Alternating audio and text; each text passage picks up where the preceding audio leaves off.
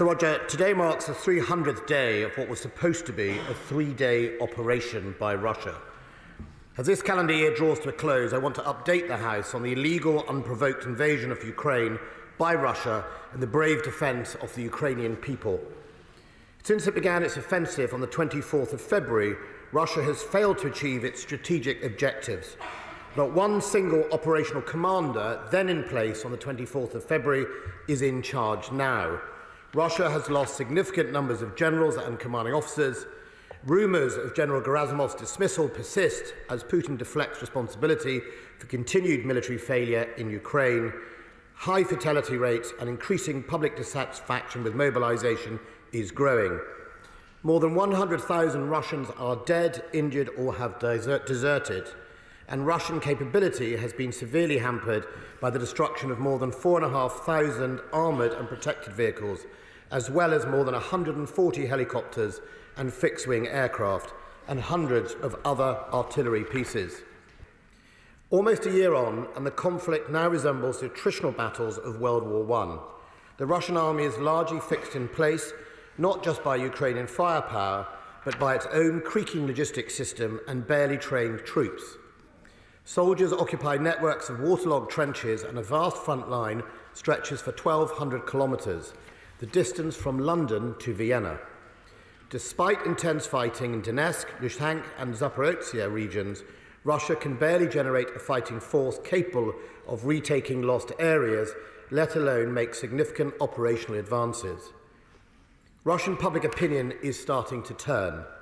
Data reportedly collected by Russia's Federal Protective Service indicated that 55% of Russians now favour peace talks with Ukraine, with only 25% claiming to support continuing the war. In April of this year, that latter figure was around 80%. Alongside Russia's litany of failure is an expanding rap sheet of reported war crimes. According to the United Nations Office of the High Commissioner for Human Rights, since the 24th of February, some 6,000 Ukrainian civilians have been killed and nearly 10,000 have been injured.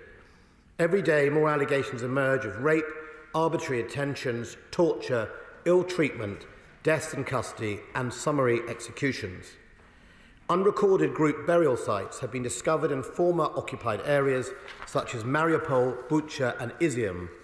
Industrial facilities such as Sevastopol Steelworks and the Azot chemical plant have been targeted, risking the release of toxic industrial chemicals. And the Zaporizhzhia nuclear power plant, the largest in Europe, has been indiscriminately shelled.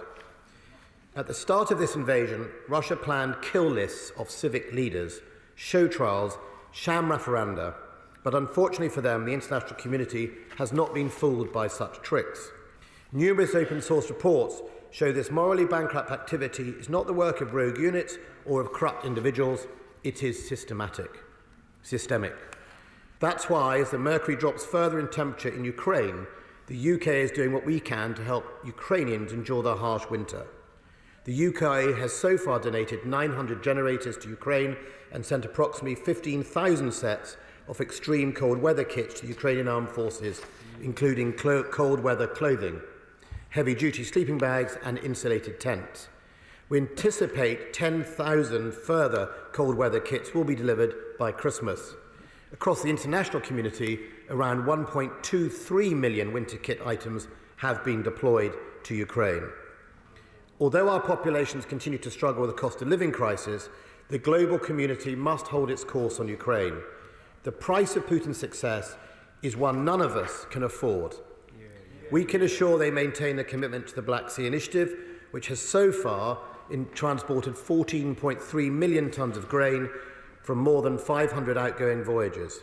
We must stop their reckless shelling of nuclear facilities, and we must hold their enablers to account.